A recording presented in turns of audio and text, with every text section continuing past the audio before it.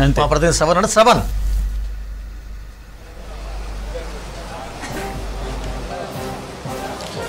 Yes Hyderabad parliament కి సంబంధించిన counting అనేది ఇంకా కొనసాగుతుంది. ఇప్పటి వరకు 14 రౌండ్లు కంప్లీట్ అయిపోయాయి.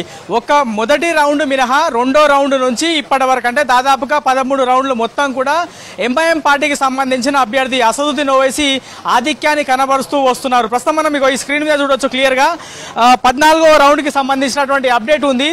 ఇప్పటి వరకు మొత్తము ఎన్ని ఓట్లు వచ్చాయని గమనిస్తే అసదుద్దీన్ ఓవైసీకి 4,43,186 ఓట్లు రాగా బీజేపీకి సంబంధించిన అభ్యర్థి మాధవీలతకు 2,58,986 ఓట్లు వచ్చాయి. అంటే క్లియర్గా 1,84,200 ఓట్లతోని అసదుద్దీన్ ఓవైసీ లీడ్లో ఉన్నారు.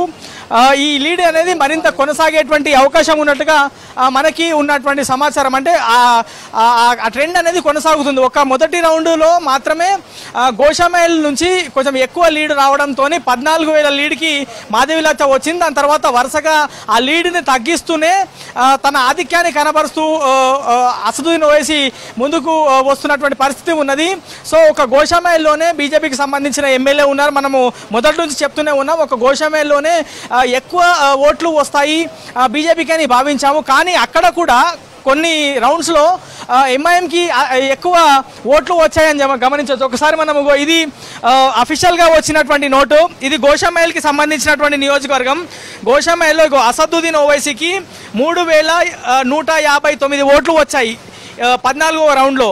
మాధవీలతకి 4,589 ఓట్లు. అంటే ఇక్కడ కూడా గోషామైల్ బీజేపీ ఎమ్మెల్యేగా ఉన్నటువంటి గోషామైల్ నియోజకవర్గంలో కూడా అసదుద్దీన్ ఓవైసీ అత్యధికంగా ఓటు రాబరుస్తున్నటువంటి పరిస్థితి ఇక్కడ ఉన్నది. మొత్తము 7 నియోజకవర్గాలు వస్తే మొదటగా మలక్పేట్లో మాధవీలతకి 300 ఓట్లు వస్తే అసదుద్దీన్ ఓవైసీకి 5,873 ఓట్లు వచ్చాయి 14వ రౌండ్లో. ఇక కార్బన్లో 7,800 ఓట్లను రాబట్టారు అసదుద్దీన్ ఓవైసీ. 200 ఓట్లు మాత్రమే బీజేపీకి వచ్చాయి.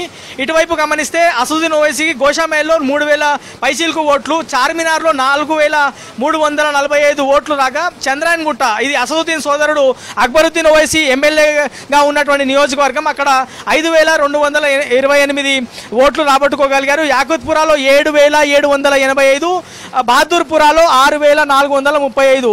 మొత్తం ఈ రౌండ్లో గమనిస్తే దాదాపుగా 30,000 లీడ్ అసదుద్దీన్ ఓవైసీ సాధించినట్లు మనం క్లియర్గా గమనించవచ్చు. ఈ ట్రెండ్ అనేది ఈ విధంగానే కొనసాగేటువంటి అవకాశం ఉంది. ఖచ్చితంగా గతంలో అంటే 2018లో జరిగినటువంటి ఎంపీ ఎన్నికల్లో ఏ విధంగా మెజారిటీ వచ్చిందో అంతకన్నా ఎక్కువ మెజారిటీ వస్తుందనేటువంటి అంశాన్ని ఎంఐఎంకి సంబంధించినటువంటి ఏజెంట్లు ఎవరైతే ఇక్కడికి వచ్చారో వాళ్ళ ఆశాభావం అయితే వ్యక్తం చేస్తున్నారు. చూడాలి మరి ఏ విధంగా ఈ లీడ్ ఇంకా కొనసాగుతుంది ముందుకు అనేది చూడాలి. ప్రస్తుతం అయితే స్పష్టమైనటువంటి ఆధిక్యంలో ఎంపీ అసదుద్దీన్ ఓవైసీ కొనసాగుతున్నారు.